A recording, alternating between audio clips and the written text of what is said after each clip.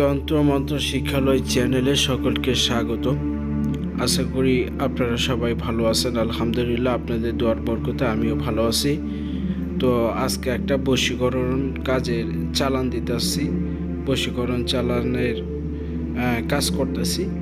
তো কিভাবে কাজটা করতেছি দেখুন। এখন মন্ত্র পাঠ করব, মন্ত্র পাঠ করে তারপরে একটা আলপিন এই ওই কাঙ্ক্ষিত ব্যক্তি, যে মনোনীত নারী সেই ভাইয়ের কাছ থেকে চলে গেছে, সেই নারীর উপরে কাজটা করা হইতেছে, মন্ত্র পাঠ করা হইতেছে। সরঙ্গ বনঙ্গ রক্তবর্ণ ধ্বনি। আনোয়ারকে না দেখলে রুকিয়া মরে, রুকিয়াকে না দেখলে আনোয়ার মর। আনোয়ারের হাড্ডি মাংস দিল কলিজা পাঁচাত্তা পাঁচফোড়ন সব রুকিয়ার কাছে আসুক। রুকিয়ার হাড্ডি মাংস দিল কলিজা পাঁচাত্তা পাঁচফোড়ন সব আনোয়ার কাছে যায়। আমারই কথা অমান্য করিয়া যদি অন্যদিকে যাও, দোহাই লাগে সলমান নবী 33 কোটি দেবতার মাথা খাও।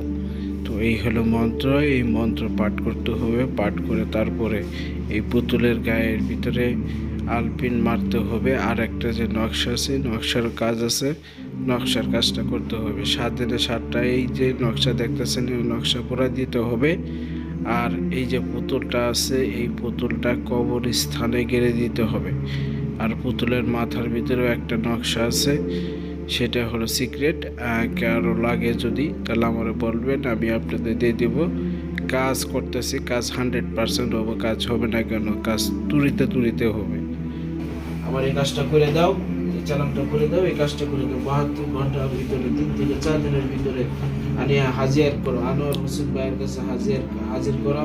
রুকিয়াকে হাজির করা। রুকিয়ার হাড্ডি মাংস দিল কলিজা ফ্যাপসামনি মগজ সমস্ত কিছু রূপে যাইয়া ভর কইরা তারপর আনোয়ার হোসেনের কাছে হাজির করা। আনোয়ার পায়ের তলায় হাজির করা। আনোয়ার যা বলবো তাই যেন শোনে।